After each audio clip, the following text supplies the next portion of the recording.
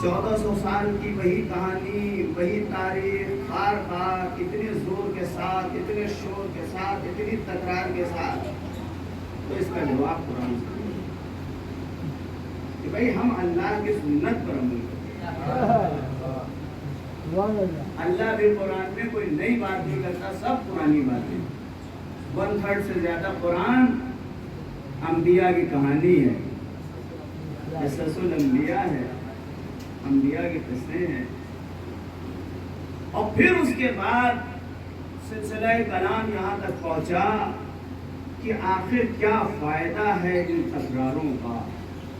ये सारी बातें आपके सामने भी पेश की गई, क्योंकि अंबिया का तज़किरा कुरान मजीद में नाम कितनी मरतबा लिया गया है। और फिर उसके बाद अल्लाह ने इन सारी चीज़ों की वजाहत की कि आखिर क्यों तकरार होती है, क्यों माजी रिपीट किया जाता है, क्यों माजी याद दिलाया जाता है। इसका भी फायदा हमारे सामने कुरान करीम ने रखा। और सूरह हूद की 120वीं आयत की तिलावत मैंने आपके सामने की कि जिसमें अल्लाह ने 4 फायदे हमारे सामने रखे कि ये जो पुरानी दास्तानें तुम बयान करते हो इसके 4 फायदे होते हैं।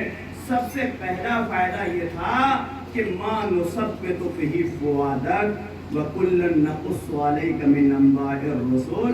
ये जो पुरानी दास्तानें आपके सामने बयान की जाती हैं ये बेफायदा नहीं है, ये अबस नहीं है, ये नाकारा नहीं है, बल्कि इनके 4 पुरानी फायदे हैं।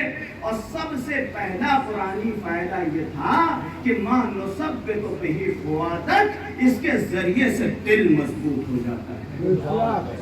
इंसान डरपोक नहीं रहता, इंसान मैदान में अलम फेंक करके भागने वाला नहीं बनता, बल्कि पत्थर पे अलम गाड़ देता है और मैदान में डट जाता है और खड़ा रहता है।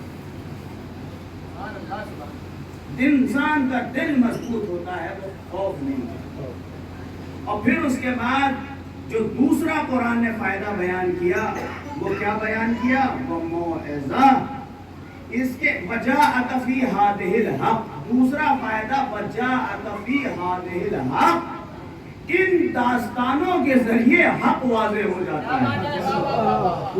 ये जो पुरानी दास्तान बयान की जाती है, ये जो मक्के और मदीने और करबला और नजफ की कहानी बयान की जाती है, जाअत फी हादिहिल हक़, इसके जरिए से हक वाज़े हो जाता है।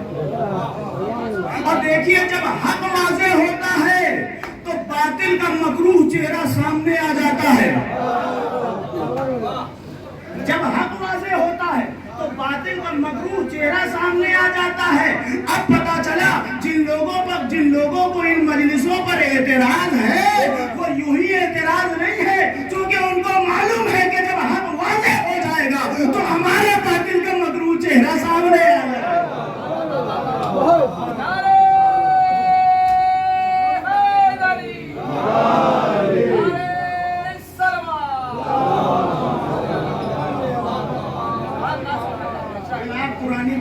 पढ़ेंगे, तारीख इस्लाम को उठाएंगे तो न जाने कैसे कैसे चेहरे हैं कि जिन पर क़वाए तक़द्दुस की मोटी मोटी पर्दे डाली गई है।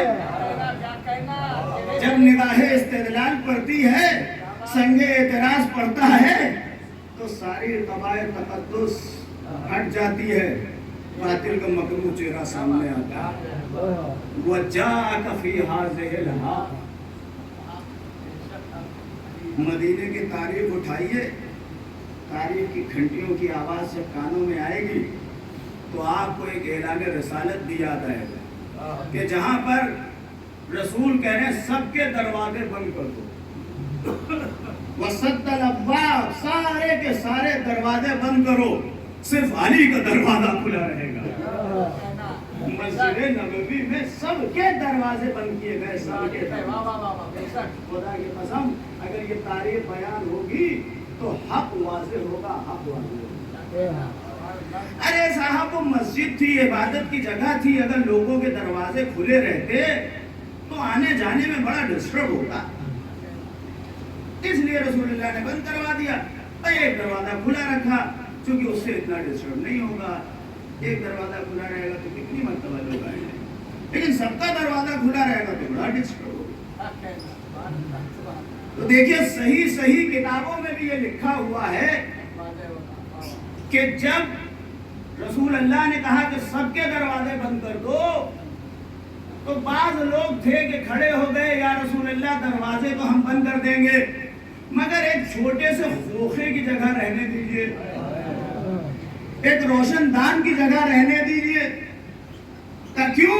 کہ اسی کے ذریعے سے ہمیں پتا چل جائے گا اذان ہو رہی ہے، نماز شروع ہونے والی ہے تو ہم آ جائیں گے۔ تو دیکھیے رسول نے اس کی بھی اجازت نہیں دی۔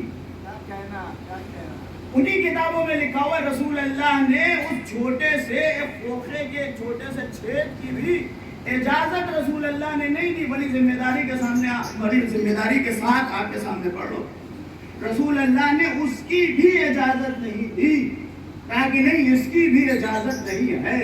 تو دیکھیے اگر سد ابواب میں دروازوں کے بند کرنے میں یہ مصلحت ہوتی کہ لوگوں کا آنا جانا زیادہ رہے گا تو پھر ظاہر سی بات ہے چھوٹے سے چھید میں جو ہے وہ منع نہیں کیا جاتا۔ یہ مصلحت جو ہے وہ اس میں تو نہیں تھی، بھائی وہ کوئی اس روشن دان سے آ تو نہیں سکتا تھا، لیکن رسول اللہ نے اس کی بھی اجازت نہیں دی۔ اس کا مطلب یہ ہے کہ جسے کہتے ہیں کہ مصلحت کچھ اور تھی کہ جس کی بنیاد پر رسول اللہ نے سب کے دروازے بند کیے۔ اب ایک چیمگوئیاں شروع ہوئی، ایسا کیسے ہو سکتا ہے اور ویسا کیسے ہو سکتا ہے، اور یہ تو خاندان بازی ہے، یہ تو قبیلہ پرستی ہے، یہ تو اپنے بھائی، یہ ساری باتیں ہوگی نہیں ہوگی۔ بیٹھ کر کے مسئلے آپ جائیں گے، اعتراض کر دیں گے اور کہہ دیں گے کہ ایسا کیسے اور ویسا کیسے، اور غور سے سنیں گے عزیزان محترم، بیٹھ کر کے چیمگوئیاں ایسا کیسے ہو گیا اور ہم نے خوفے کی اجازت مانگی اور وہ بھی نہیں ملا اور وہ بھی نہیں ملا، اب جا کر کے اعتراض کر دیں گے اور صبح کہہ دیں گے اور شام کو کہہ دیں گے۔ یہ ساری باتیں ہو رہی تھی، اس مسئلے پہ ڈسکشن ہو رہا تھا۔ وَجَاءَكَ فِي هَذِهِ الْحَقِّ، میں جو تاریخ پڑھ رہا تھا تو میں نے سوچا کہ بھائی مدینے میں پینے کی بہت ساری جگہیں ہیں، کہیں بیٹھ کے مدیرہ پیتے ہیں، کہیں کچھ پیتے ہیں، کہیں کچھ پیتے ہیں، اگر ذرا بھی عقل ہوتی تو کہیں بیٹھ کر کے اس مسئلے کو بھی پی جاتے ہیں، مگر پی نہ سکے کیونکہ پی لے گا ایک گھونٹ تو کرنے لگے گا قے، لہذا آ گئے اور آ کر کے کہنے لگے یا رسول اللہ یہ تو بڑا غلط ہوا، اور یہ بتائیے کہ یہ آپ نے اپنی طرف سے کیا یا خدا کی طرف سے کیا؟ تو جبین رسالت پہ بل پڑ گئے۔ میرا رسول فرماتا ہے کہ سنو، ما ينطق عن الهوى ان هو الا وحی یوحی، میں کوئی کلام ہی نہیں کرتا جب تک کہ وحی نہ ہو جائے۔ معلوم ہوا مصلحت وحی کے تحت دروازہ ان کا بند کروایا گیا اور علی کا دروازہ کھلا رکھا گیا۔ جیسے ہی جبین رسالت پہ بل آئے، غضب رسالت ظاہر ہوا اور مصلحت خداوندی واضح کی گئی تو وہ لوگ پیچھے ہٹ گئے، کہنے لگے اب تو کچھ کہا نہیں جا سکتا، پیچھے ہٹ گئے۔ میں تو یہ تاریخ پڑھ رہا تھا، میں بھی پیچھے ہٹا، مگر یہ کہتے ہوئے پیچھے ہٹا کہ جو مسجد میں اپنے لیے دروازہ نہ کھلوا سکے وہ ہمارے لیے باب جنت کیا کھلوائے گا؟ صلوات پڑھتے محمد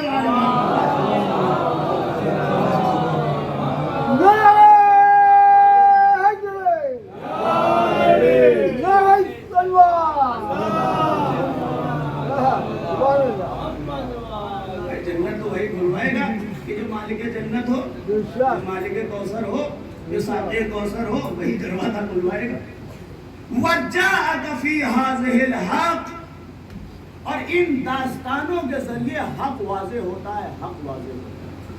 دوسرا فائدہ یہ ہے قرآن کی نص کے مطابق، قرآن کی آیت کے مطابق، کہ اس کے ذریعے سے حق واضح ہوتا ہے۔ اور تیسرا فائدہ قرآن کریم نے کیا رکھا ہمارے سامنے؟ وَمَوْعِظَةٌ، اور اس کے اندر واعظ و نصیحت ہے، اس کے اندر واعظ و نصیحت ہے۔ یہ دیکھیے یہ قرآن ہمارے سامنے فائدے رکھ رہا ہے۔ اگر ہماری مجلسیں ان فائدوں کے علاوہ ہیں تو ہو سکتا ہے رسمی مجلسیں ہوں مگر قرآنی مجلس نہیں بن سکتی۔ قرآنی مجلس اسی وقت بنے گی کہ جب اس کے اندر یہ صلاحیت بھی ہو کہ قوموں کا دل مضبوط ہو، یہ صلاحیت بھی ہو کہ حق کی وضاحت ہو، اور یہ بھی ہو کہ وہ موعظہ بنے نوجوانوں کے لیے، نصیحت بنے نوجوانوں کے لیے۔ یہ موعظہ کوئی معمولی چیز نہیں ہے عزیزان محترم، معجزہ ہے، معجزہ یہ وہ موعظہ چونکہ ہمارے دوسرے امام حسن مصطفیٰ علیہ السلام فرماتے ہیں کہ موعظہ مردہ دلوں کو زندہ کر دیتا ہے۔ یہ دیکھیں معجزہ ہے کہ نہیں ہے، مردہ کبھی زندہ ہوتا ہے؟ جو مر گیا ہے، ظاہر سی بات ہے، میں اپنے نوجوانوں کو یہ پیغام دینا چاہتا ہوں کہ جب انسان گناہ کرتا ہے تو اس کا قلب مریض ہوتا ہے، گناہ پر گناہ اور اصرار علی الذنب کی منزل اس کے دلوں کو مردہ کر دیتی ہے۔ اور پھر میرا مولا دوسرا مولا فرماتا ہے کہ دیکھو یہ موعظہ ہے جو تمہارے دلوں کو زندہ کر دیتا ہے، دوبارہ سے زندہ ہو جاتا ہے۔ لہذا یہ موعظہ ہونا چاہیے۔ لہذا اگر بعض لوگ یہ کہتے ہیں کہ مولانا ممبر سے تو بس یہ بیان ہونا چاہیے اور بس وہ بیان ہونا چاہیے اور بس وہ بیان ہونا چاہیے، یہ ممبر کے موضوعات کو مضیق کرنا ہے، یہ ممبر کے موضوعات کو تنگ کرنا ہے، یہ ممبر کے موضوعات کو چھوٹا کرنا ہے۔ ممبر بہت وسیع ہے، یہاں سے ہر چیز بیان ہونی چاہیے، فضائل کی بھی ضرورت ہے، عقائد کی بھی ضرورت ہے، علم کلام کی بھی ضرورت ہے، فلسفے کی بھی ضرورت ہے، منطق کی بھی ضرورت ہے، تاریخ کی بھی ضرورت ہے، اخلاقیات کی بھی ضرورت ہے، امر بالمعروف و نہی عن المنکر کی بھی ضرورت ہے۔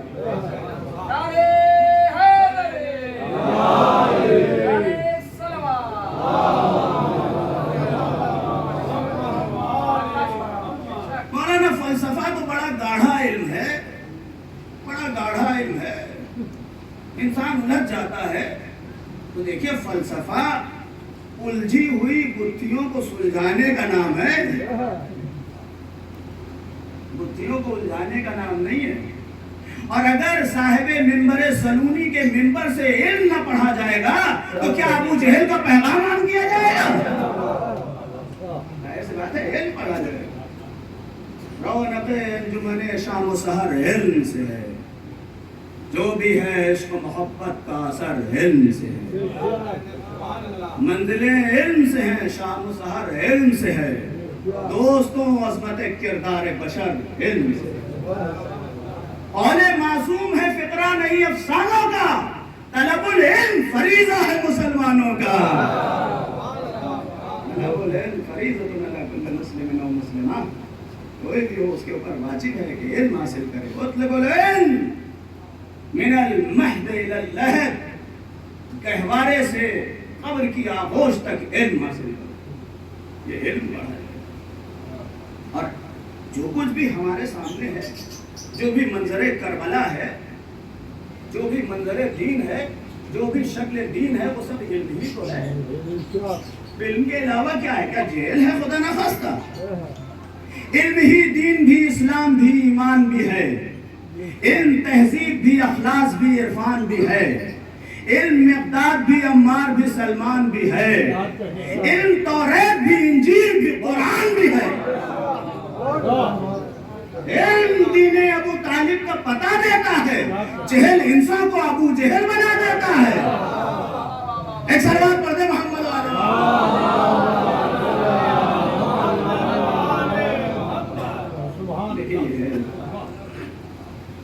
سبب بندگی حمزہ و جعفر بھی یہی۔ اب دیکھیے شکلیں دیکھیے علم کی، اور منزلیں دیکھیے علم کی، اور رفعتیں دیکھیے علم کی، اور بلندیوں کے آسمان دیکھیے علم کی۔ سبب بندگی حمزہ و جعفر بھی یہی سمراد علم۔ سبب بندگی حمزہ و جعفر بھی یہی، صبر زہرا بھی یہی، ضربت حیدر بھی یہی۔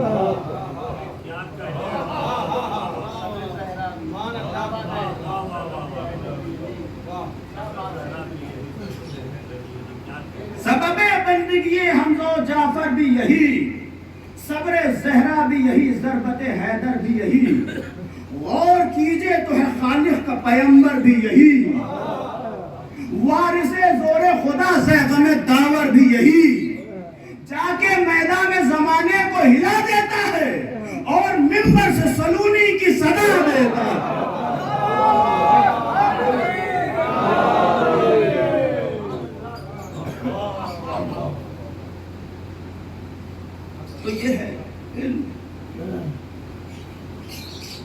اور فرق دیکھیں گے آپ جاہل میں اور عالم میں کیا ہے. ایک چھوٹا سا فرق میں آپ کے سامنے رکھنا چاہتا ہوں کہ عالم میں اور جاہل میں فرق کیا ہے. اور پھر یہ بھی بیان کروں گا کہ عالم کہتے کسی واقعی علم ہے کیا. العلم نور یخرج اللہ فی قلب من یشاء. لیکن سب سے پہلے یہ تو دیکھیے کہ عالم کسے کہتے ہیں اور جاہل کسے کہتے ہیں، اور عالم و جاہل میں فرق کیا ہے. اور اس کے بعد میں اپنے نوجوانوں سے کہنا چاہتا ہوں، بزرگ میری اصلاح کریں گے اور میں ان سے اجازت لے کر ہی پڑھتا ہوں کہ عالم اور جاہل کا فرق جب واضح ہو جائے تو ہمیں اپنے موقف کا خیال کرنا ہے کہ ہم جس زمین پہ کھڑے ہوئے ہیں وہ زمین علم ہے یا زمین جہل. جاہل ہے اندھیروں میں بھٹکتا ہوا راہی، ایسا انسان کہ جس کا اپنا کوئی نظریہ نہیں ہوتا، اپنا کوئی عقیدہ نہیں ہوتا، جدھر ڈگڈگی بجنے لگے ادھر بھاگتا ہوا نظر آئے، جدھر تماشا دکھانے والے مداری آ جائیں وہیں پہ جا کے مجمع لگا لے، ہر طرف بھاگتا ہوا نظر آئے تماشا دیکھنے کے لیے، تو ظاہر سی بات ہے کہ وہ بھٹکتا ہوا راہی ہے اور وہ جاہل ہے. اے تماشا گاہے عالم روئے تو کجا پہرے تماشا میرے. آج پوری دنیا تمہاری طرف دیکھ رہی ہے کہ تم ہو حسینیت کے علم کے علم بردار. تم تماشوں کے پیچھے نہ بھاگو، تم ایرے غیروں کے چکر میں نہ پڑو. دنیا تو تمہاری طرف دیکھ رہی ہے، تم لوگوں کا تماشا دیکھنے کہاں بھاگ رہے ہو. جاہل ہے اندھیروں میں بھٹکتا ہوا راہی، اور عالم ہے تو پڑھ لیتا ہے آیات الہی. جاہل ہے اندھیروں میں بھٹکتا ہوا راہی، عالم ہے تو پڑھ لیتا ہے آیات الہی. اور جاہل کے زر و مال بھی ہے وجہ تباہی، عالم ہے تو کرتا ہے فقیری میں بھی شاہی. دیکھا آپ نے سینکشن کے باوجود شاہی کس کی ہے؟ کس کی شاہی ہے؟ عالم ہے تو کر لیتا ہے، عالم ہے تو کرتا ہے فقیرے میں بھی شاہی. جاہل ہے تو حیوان کی طرح پیٹ بھرے گا، عالم ہے تو فاقے بھی سلیقے سے کرے گا.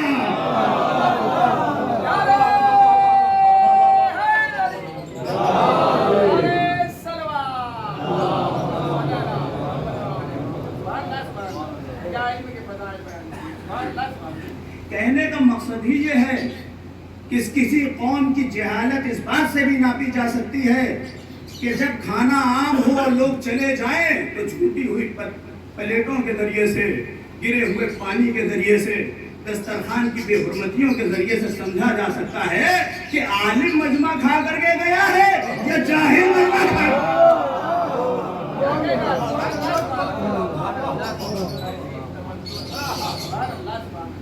جہاں بریانی کے چاول بگڑے پڑے ہوں، جہاں سالن کے ڈونگے الٹے پڑے ہوں، جہاں پلیٹ میں آدھے سے زیادہ کھانا اسراف ہو رہا ہو، کسی کو کہنے کی ضرورت نہیں ہے کہ کون اٹھ کر کے گیا ہے.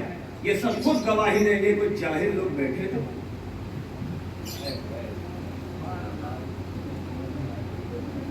عالم ہے تو کرتا ہے فقیرے میں شاہی، جاہل ہے تو حیوان کی طرح پیٹ بھرے گا، ٹوٹ پڑے گا.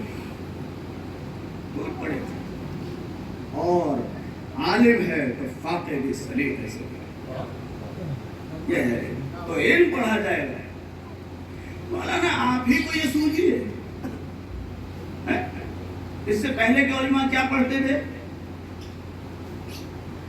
کبھی اعتراض یوں بھی ہو گیا، بہت ٹینشن دینے والا. آپ ہی عالم ہیں.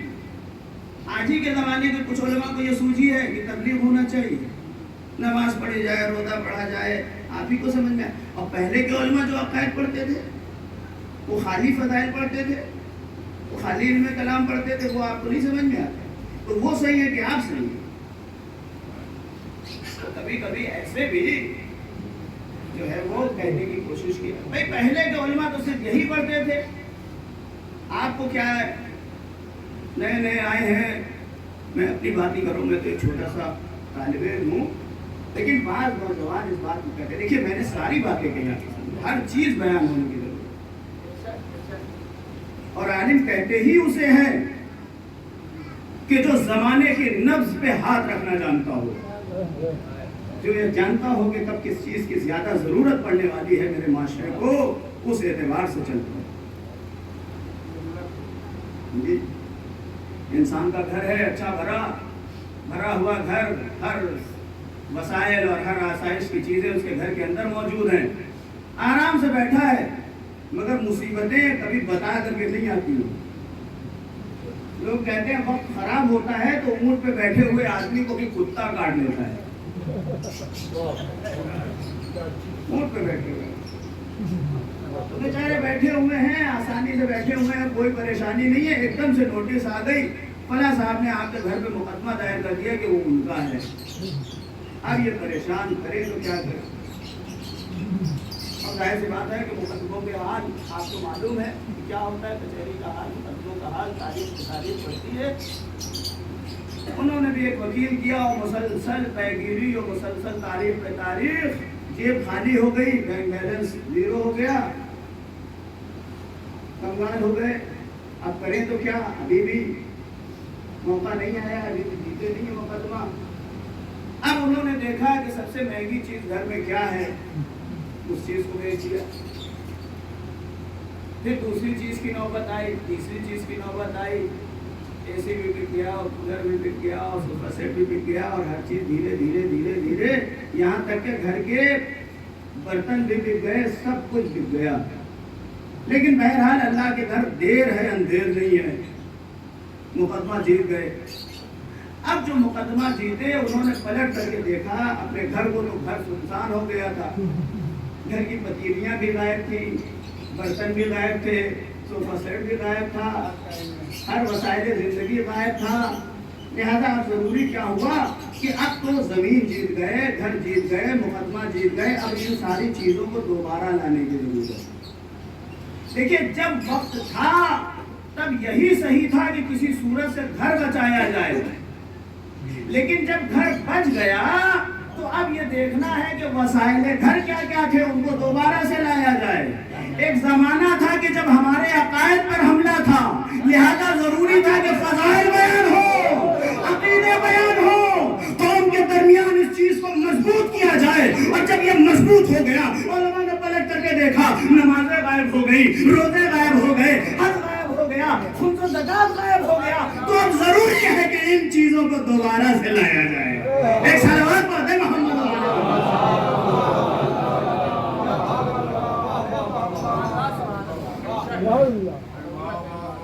آج کا جو دور چل رہا ہے عزیزان محترم، یہ سب سے سپر دور ہے آپ کے لیے. میں یہ نہیں کہتا کہ اس سے بھی بڑا دور نہیں آئے گا، اس سے بھی اچھا دور آئے گا انشاءاللہ، کہ جب غیبت ظہور سے بدل جائے گی، اس سے بھی کہیں اچھا وقت آئے گا. لیکن پوری تاریخ خون چکانے تشیع میں، مکتب تشیع کی پوری تاریخ خون چکا میں کبھی بھی اس سے اچھا وقت نہیں ہے کہ جس میں آپ زندگی گزاری. اے میرے نوجوانوں، اے میرے بھائیوں، اے میرے دوستوں، بزرگ مجھ سے بہتر جانتے ہیں، کبھی بھی اس سے اچھا دور نہیں گزرا ہے تشیع کے لیے. ہمیشہ قید و بند کی اذیتیں تھیں، ہمیشہ حکومتوں کی تلواریں تھیں، ہمیشہ تقیے کا ایک ماحول تھا کہ جس کو ہم نے سروائیو کیا. اور اب آج تشیع اپنی پوری استحکام کے ساتھ قائم ہو چکا ہے. آپ بڑی بڑی تاریخیں اٹھا کر کے دیکھیں، ملل النحل کی کتاب اٹھا کر کے دیکھیں، یہ جو تاریخ لکھنے والے تھے، جب ہمارا تذکرہ آتا تھا تو شیعوں کا ایسے تذکرہ کر کے گزر جاتے تھے جیسے تاریخ کے برق سے مکھیوں کو اڑایا جاتا ہے. کچھ لوگ اسیرے، پابندے، شیوہ و ماتم، بس کچھ لوگ رافضی کا الزام لگا کر کے آگے بڑھ جاتے تھے. لیکن آج الحمدللہ شیعت مضبوط ہو چکی ہے. بس سرپرستی ہے امام زمان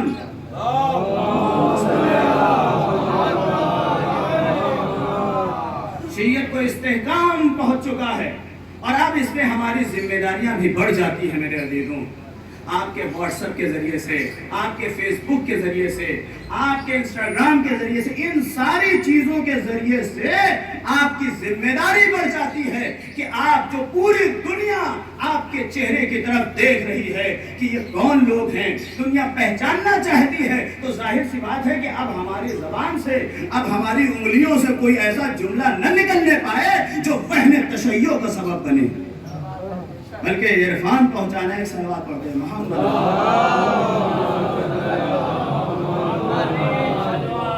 نعرہ حیدر، نعرہ تلوار۔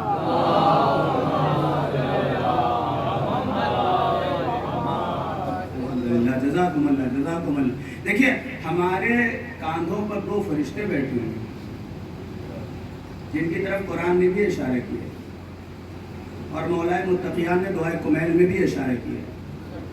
یہ دونوں فرشتے کیا کرتے ہیں؟ ہاں، ایک جو ہے بدی لکھتا ہے اور ایک نیکی لکھتا ہے۔ بڑی سخت ڈیوٹی ہے، 24 گھنٹے میں 1 گھنٹے کی بھی ان کو فرصت نہیں ہے۔ یہ مسلسل کچھ نہ کچھ لکھ رہے ہیں، یا نیکی لکھ رہے ہیں یا بدی لکھ رہے ہیں، مسلسل لکھ رہے ہیں۔ یہ الگ بات ہے کہ کچھ لوگ بدی والے کو زیادہ ریسٹ دے دیتے ہیں اور کچھ لوگ نیکی والے فرشتوں کو زیادہ ریسٹ دے دیتے ہیں، لیکن ہونا یہ چاہیے کہ نیکی والے فرشتے کو زیادہ زحمت دلوائی جائے، مسلسل ان سے لکھوائے۔ لیکن ایک مسئلہ یہ ہے کہ جب نیکی والا فرشتہ لکھتا ہے تو بدی والے کو کوئی زحمت نہیں ہوتی، اور جب بدی والا لکھتا ہے تو نیکی والے کو کوئی زحمت نہیں ہوتی۔ ظاہر سی بات ہے کہ انسان یا تو نیکی کرے گا یا بدی کرے گا۔ جب نیکی والا لکھتا ہے تو بدی والا ریسٹ لیتا ہے، اور جب بدی والا لکھتا ہے تو نیکی والا ریسٹ لیتا ہے۔ اچھا، یہاں پر زحمتیں دینا کسی کو تو اچھا نہیں ہے، لیکن یہاں پر اللہ یہی چاہتا ہے کہ نیکیوں والے کو زیادہ ریسٹ نہ لینے دیا جائے، ان سے زیادہ محنت کروائی جائے۔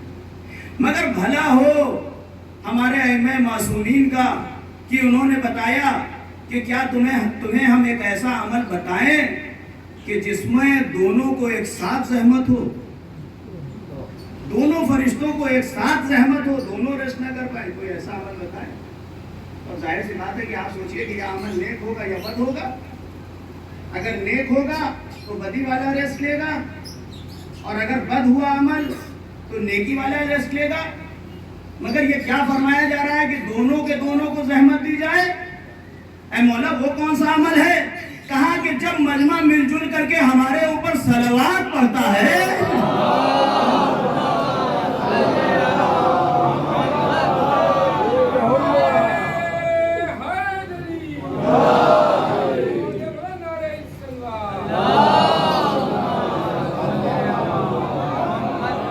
دونوں کو زحمت ہو جاتی ہے۔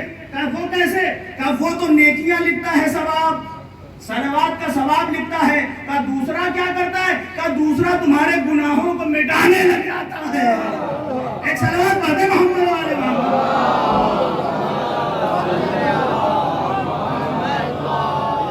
یہ جو ہے صلوات کے ذریعے سے انسان اپنی برائیوں کو بھی مٹا سکتا ہے، اور یہ کوئی ایسی بات نہیں ہے، بلکہ قرآن نے بھی کہا ہے کہ دیکھو حسنات جو ہیں وہ یذہبن السیئات، کچھ ایسی نیکیاں ہیں خدا کی قسم کہ جو انسان کی برائیوں کو بھی مٹاتی ہے۔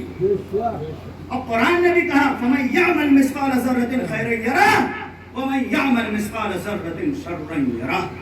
یہ نہیں کہا کہ جس نے نیک کیا وہی جنت میں جائے گا اور جس نے بد کیا وہ جہنم میں جائے گا، نہیں، یہ نہیں کہا گیا، بلکہ کہتا ہے کہ جس نے ذرہ برابر نیکی کی وہ اس نیکی کا بدلہ دیکھے گا، اور جس نے ذرہ برابر برائی کی اور بغیر توبہ کے دنیا سے چلا گیا تو وہ اس برائی کا بدلہ اور اس کی سزا دیکھے گا۔ لہذا میرے نوجوانوں ضروری یہ ہے کہ جب بھی ہو اور یاد آ جائے تو ایک صلوات ضرور پڑھ لیا کرو۔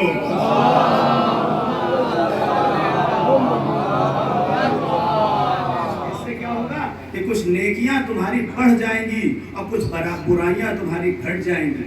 اور اسی بات کو ایک دوسری آیت میں یہ کہا گیا کہ دیکھو یاد کرو، یاد رکھو، القاریہ تم القاریہ وما ادراک ما القاریہ.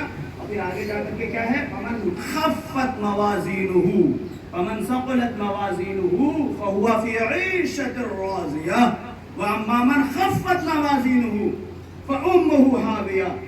ایک ترازو پہ رکھا جائے گا، ثقلت موازینہ، اگر نیکیوں کا پلہ بھاری رہا تو فهو فی عیشۃ راضیہ، تو وہ جنتی ہوگا. لیکن جس کا برائیوں کا پلہ بھاری ہو گیا تو کیا ہوگا؟ فَأُمُّهُ هَاوِيَةٌ. تو ہمیشہ یہ سوچتے رہنا چاہیے کہ یہ جو دونوں پلڑے ہیں ہماری طرف، یہ کون سا جھکا رہے ہیں. لہذا نیکیوں کو بار بار انجام دیتے رہنا چاہیے تاکہ ہمارے نیکیوں کا پلڑا جو ہے وہ ہمیشہ بھاری رہے. ایک صلوات پڑھتے ہیں.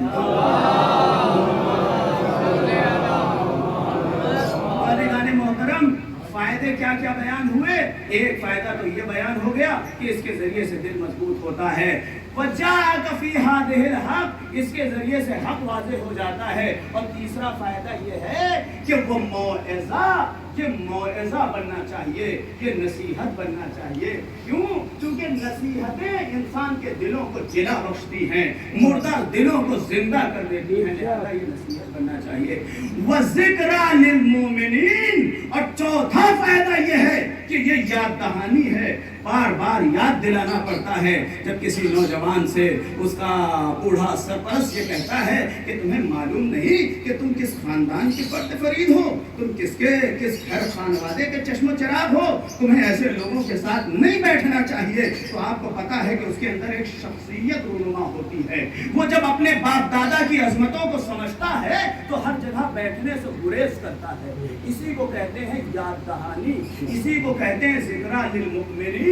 جب ہم اپنے مومنوں کو یاد دلاتے ہیں، اپنی قوموں کو یاد دلاتے ہیں کہ اے میری قوم کے نوجوان بچوں، تم معمولی شخصیت نہیں ہو، تم معمولی نوجوان نہیں ہو، بلکہ وہ نوجوان ہو کہ جس کے لیے زہرا مرضیہ نے دعائیں مانگی ہیں. تم وہ نوجوان ہو کہ جس کی طرف وقت کا امام دیکھ رہا ہے کہ ہیں کب ہوں گے یہ آمادہ، کب ملے گا ان کی آمادگی کی وجہ سے مجھے ظہور. کتنے ظہور کب ملے گا بیٹا آپ نے؟ تو یہ معمولی نوجوان نہیں ہے. ذکریٰ للمؤمنین، مومنین کے لیے یاد دہانی ہے. یہ یاد دہانی ہے کہ سنو تمہارا اسلام اسلام ناب محمدی ہے. بس عزیزان محترم، میری طبیعت تھوڑی سی ناساز بھی ہے اور کوئی آج کے دن کے لیے کوئی ماحول بنانے کی بھی ضرورت نہیں ہے. بس اتنا ہی کافی ہے کہ ماہ اعضا آ چکا ہے، رونے کے لیے بس اتنا ہی. زیادہ ماحول بنانے کی ضرورت نہیں ہے. اگر ایک پیغام جو دینا چاہتا ہوں وہ یہی ہے کہ ذکریٰ للمؤمنین کا مطلب یہ ہے کہ یاد دلایا جائے کہ تم اسلام ناب محمدی کے وارث ہو. تم اس اسلام کے وارث ہو اور اس اسلام کے پیروکار ہو کہ جسے حسین ابن علی نے کربلا کے میدان میں پیش کیا. وہ اسلام اور ہوگا کہ جو نعرہ تکبیر کے ذریعے نعرہ تکبیر لگا کر کے کسی خدا نخواستہ کسی کا گلا کاٹ دے. اور وہ اسلام اور ہوگا کہ جو وہ اسلام اور ہے کہ جو اپنے قاتلوں کے بھی رسل کو آہستہ کرنے کی، ڈھیلا کرنے کی وصیت کرتا ہے. اے میرے لال، ایک دن مجھے کی مشکل ڈھیلی کر دو. اسے پانی پلایا کہ نہیں؟ یہ اسلام ہے. حسین 8 ذی الحجہ کو مکے سے نکلے، وادی تنعیم میں پہنچے. جیسے ہی مکے سے نکلا جائے تو سب سے پہلے جو منزل ملتی ہے وہ وادی تنعیم، منزل تنعیم. وہاں کے بازار کچھ مشہور تھے. مولا وہیں پہ رکے اور کچھ برتن خریدنے لگے، کچھ مشکیزیں اضافے لینے لگے، پانی کے ظرف کچھ زیادہ لینے لگے. کسی نے کہا بھی کہ مولا ہمارے پاس مشکلیں پہلے ہی سے زیادہ ہیں، ہمیں الگ سے لینے کی ضرورت نہیں ہے، مگر مولا کا حکم تھا، ظروف لیے گئے، مشکیزیں لیے گئے، پانی کے برتن لیے گئے اور پھر اس کے بعد چلے۔ زبالہ ایک منزل پہ پڑتی ہے، اس سے کچھ پہلے مولا نے حکم دیا کہ سارے ظرف جو میں نے لیے ہیں ان کو پانی سے بھرا جائے، ان کو سب کو پانی سے بھرا جائے، سارے برتن پانی سے بھرے جائیں۔ عزیزوں، ایسا لگتا ہے کہ ساقی کوثر کے بیٹے کو سقائی کا انتظار ہے، یہ سقائی کا انتظام ہو رہا ہے، پانی بھرا گیا۔ کسی نے کہا کہ مولا اتنا پانی لے کر کے چلنا مشکل ہو جائے گا، مگر عباس علمدار، حسین کی پہلی آواز پر تعمیل حکم بجا لانے والے، سارے برتنوں کو پانی سے بھرتے ہیں اور بھر کر کے چلتے ہیں۔ منزل زوالہ یا ذو حسن پر پہنچے تو دور سے آتا ہوا کچھ لشکر نظر آیا، صحرا تھا، دور تک کچھ ہلتی ہوئی شبح، کچھ ہلتی ہوئی پرچھائی نظر آئی۔ کسی نے کہا مولا لگتا ہے کہ دشمن کا لشکر آ رہا ہے، نہیں انتظار کرو، ذرا نزدیک آنے دو۔ جیسے جیسے وہ نزدیک آنے لگے، لوگ کہنے لگے لشکر بہت بڑا معلوم ہوتا ہے، لیکن پھر بھی ہماری قوت کے اندر ہے۔ بہرحال جب لشکر نزدیک آیا تو مورخین نے لکھا، لکھنے والوں نے لکھا کہ وہ حر کا پیاسا لشکر تھا، جانوروں کی زبانیں باہر تھیں، اتنے پیاسے تھے کہ گھوڑے زبان باہر لٹکائے ہوئے چل رہے تھے، لوگ کسی صورت سے بڑی مشکل سے قدم اٹھا کر کے آگے بڑھ رہے تھے۔ عزیزو، جیسے ہی حسین نے اس پیاس کے منظر کو دیکھا، اس عطش کی تصویر کو دیکھا، حکم دیا کہ پورے لشکر کو پانی پلایا جائے۔ بس سنیں عزیزان محترم، اسلام نام محمدی کسے کہتے ہیں؟ وہ اسلام کے جس کے ہم وارث ہیں، وہ اسلام کیا ہے اور کیا سکھاتا ہے؟ مولا نے حکم دیا سب کو پانی پلایا جائے، اور یہ جو جانور ہیں، جانور ان کے سامنے سے پانی اس وقت تک نہ ہٹایا جائے جب تک کہ یہ ہو 3 مرتبہ اپنا چہرہ پانی سے پھیر نہ لے۔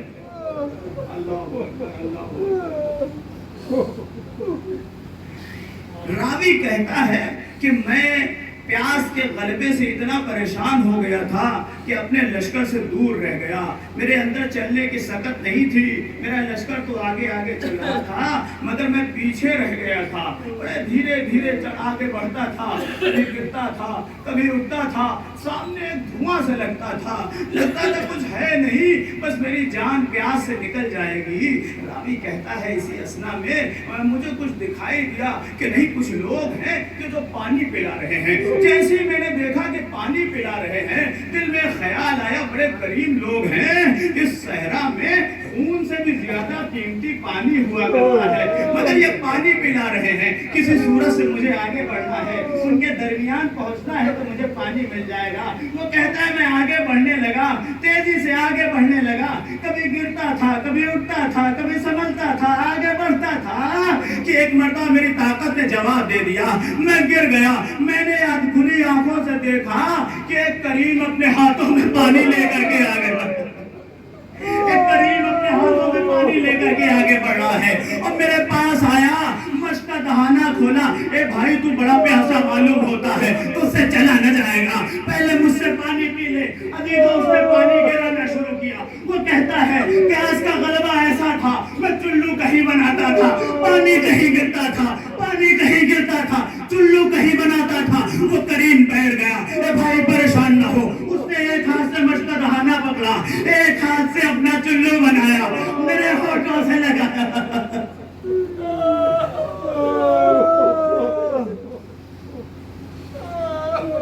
جزاکم ربکم خیرن جزا، اپنے ہاتھ کا چلو بنا کر کے مجھے پانی پلایا، اور جب میں سیراب ہو گیا تو وہ اٹھا اور جا کر کے ستاروں کے جھرمٹ میں بیٹھ گیا، یعنی بنی ہاشم کے درمیان جا کر کے بیٹھ گیا۔ جب میرے اندر کچھ طاقت محسوس ہوئی تو میں کھڑا ہوا، اور کھڑے ہو کر کے اپنے اس ساتھی سے پوچھا کہ جس نے ابھی ابھی پانی پیا تھا کہ بھائی یہ بتا کہ یہ کریم لوگ کون ہیں؟ کہا یہ کوئی اور نہیں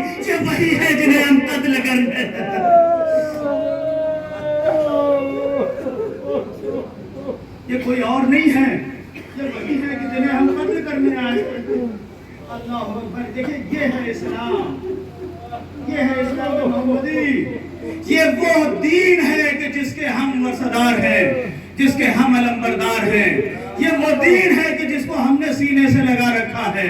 ہمارے درمیان قدورت نہیں ہونی چاہیے، ہمارے درمیان حسد نہیں ہونا چاہیے، ہمارے درمیان رحم دلی ہونا چاہیے، دریا دلی ہونا چاہیے۔ عزیزو، کربلا میں دو اسلام تھے اور کربلا میں دو زبانیں تھی، ایک جانوروں کی زبانیں تھی کہ جو باہر نکلی ہوئی تھی، اور ایک حسین کے ششماہے کی زبان جو سوکھے ہوئے ہونٹوں پہ پھیلائی جا رہی تھی۔ عزیزو، حسین کے دشمنوں کے گھوڑے کی زبان باہر نکلی، حسین نے پانی پلا دیا، مگر حسین اپنے ششماہے کو لے کے آئے، کسی نے ایک بوند پانی نہ دیا، ایک تیر جفا چلا، فانقلب السبیل لا یدع اللواء، سیعلم الذین ظلموا ای ارے اللہ، ہماری دعا ہے کہ ہماری اس چھوٹی سی عبادت کو قبول فرما۔ پروردگار، جہاں کہیں بھی شیعہ حیدر کرار ہیں، سب کی جان مال عزت آبرو کی حفاظت فرما۔ اے میرے پروردگار، جو بھی توحید خداوندی کے پرچم بردار ہیں، فرزندان توحید ہیں، سب کی حفاظت فرما۔ اے رب کریم، اس ماہ محرم میں ہمیں زیادہ سے زیادہ توفیق اعضا نصیب فرما۔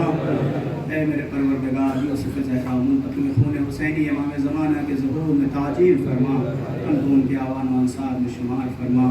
ربنا تقبل منا انک انت السمیع العلیم۔ حضرات گزارش ہے کہ ایک مرتبہ سورہ حمد اور 3 مرتبہ سورہ اخلاص کی تلاوت فرما کر جملہ مومنین و مومنات کی ارواح کو ارسال فرمائیں، خصوصاً وہ لوگ کہ جو ابھی 4 سال تک ہمارے درمیان موجود تھے اور آج انشاءاللہ عالم برزخ میں مولا کی عزاداری بنا کر۔ اعوذ باللہ من الشیطان الرجیم، بسم اللہ۔